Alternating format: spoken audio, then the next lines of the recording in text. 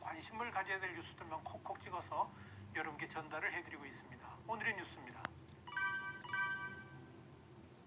북한군이 우리 GP에 총을 쐈는데도요, 문재인 정권은 문제가 없다 이렇게 말을 하고 있습니다. 북한군이 3일 오전 강원도 비무장지대 DMZ 내 한국군 최전방 감시 소초죠, 이 GP라고 그러는데요, 이 GP에 총격을 가하는 사건이 발생했습니다. 건강 이상설이 돌았던 이 김정은이 20일 만에 공개석상의 모습을 드러냈다는 보도가 나온 지 하루 만에 터진 일입니다. 합동참모본부는 3일 오전 7시 41분 중부전선 최전방 감시소초 이 GP에 북측에서 발사된 총탄 수발이 피탄되는 상황이 발생했다 이렇게 밝혔습니다. 우리 측 인원과 장비 피해는 없었습니다. 이번 북한군의 도발은 북한군 GP에서 사격이 이루어진 것이고요, 우리 군은 경고방송과 함께 10여 발씩 2차례에 걸쳐서 대응 경고 사격을 했다고 했습니다만은 구체적으로 어떻게 했는지 물어보니까 거기에 대해서 설명을 거부를 했습니다. 북한군 DMZ 내 총격 도발, 이게 2014년 10월 이후 처음 있는 일이고요, 이것은 9.19 남북 군사 합의를 정면으로 위반한 중대한 도전입니다.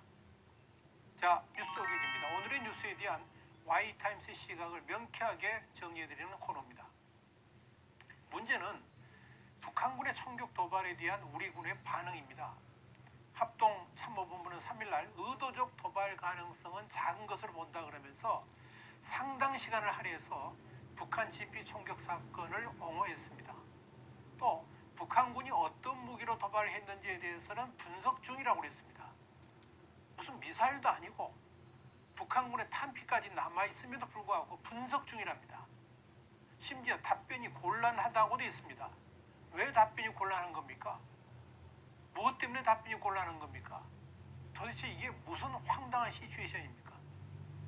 국방부에 묻고 싶습니다. 북한군의 우발적 총격이라면 정확하게 우리 GP 외벽에 북한군 총탄이 꽂힐 수 있을까요? 그게 의도적 조준이 아니라고 설명하는 근거는 과연 뭡니까?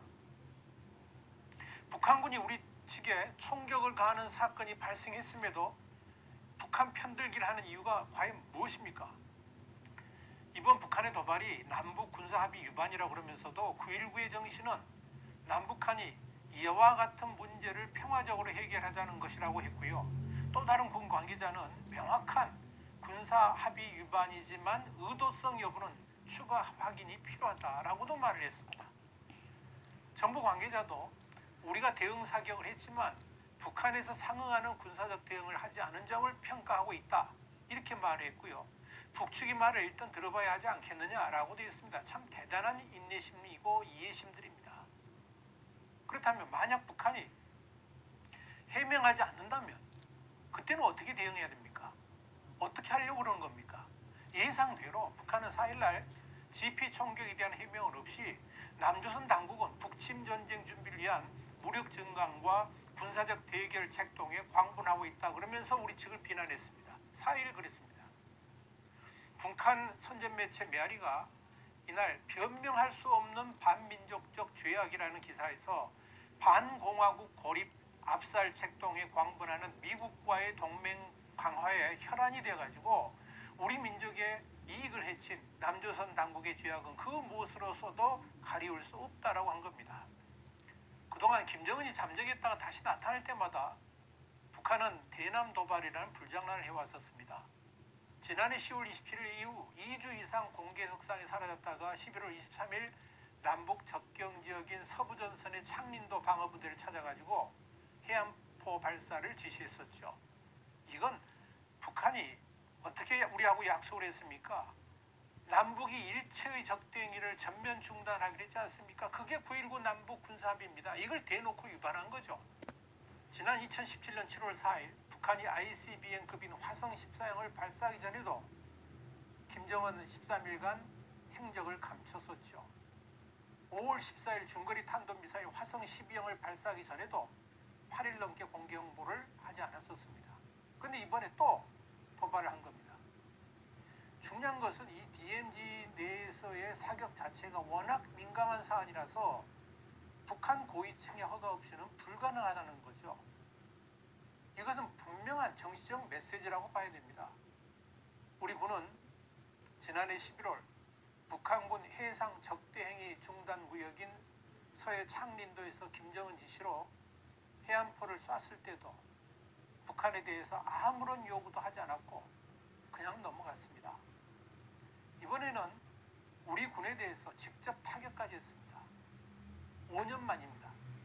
그런대로 그저 북한 감싸기에 급급합니다. 북한이 미사일을 쏴대도 그저 분석 중이고 심지어 우리가 미사일 더 많이 쐈다 그러면서 북한을 적극 옹호하는 민주당 국회의원도 있었습니다.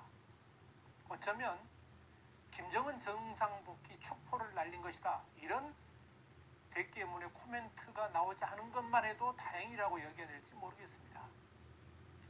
이번 김정은의 20여일 만에 복귀에도 청와대는 심혈관 시술 따위는 전혀 없었다 그러면서 마치 북한의 대변인 양 김정은 건강에 대해서 적극 방어하고 있습니다.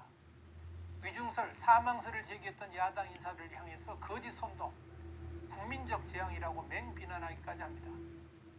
의혹을 제기한 것은 그들만 아니었죠. 전 세계가 수많은 의혹들을 쏟아냈습니다. 심지어 미국 도널드 트럼프 대통령도 많은 것을 알고 있지만 지금은 말할 수 없다라고까지 했습니다. 김정은 건강 아무 이상도 없고 스탠트 시술을 한 적도 없다라고 말하는 청와대하고 뉘앙스 자체가 다릅니다. 아마도 청와대부터 정권 자체가 이렇게 김정은 철벽 방어에 남쪽을 향한 도발까지 감싸는 이유는 또다시 남북 대화를 통해서 평화쇼를 보여주려고 하는 의도 때문일 것입니다. 그것이 2022년 대선을 향한 멋진 카드라고 생각하고 있기 때문일 것입니다.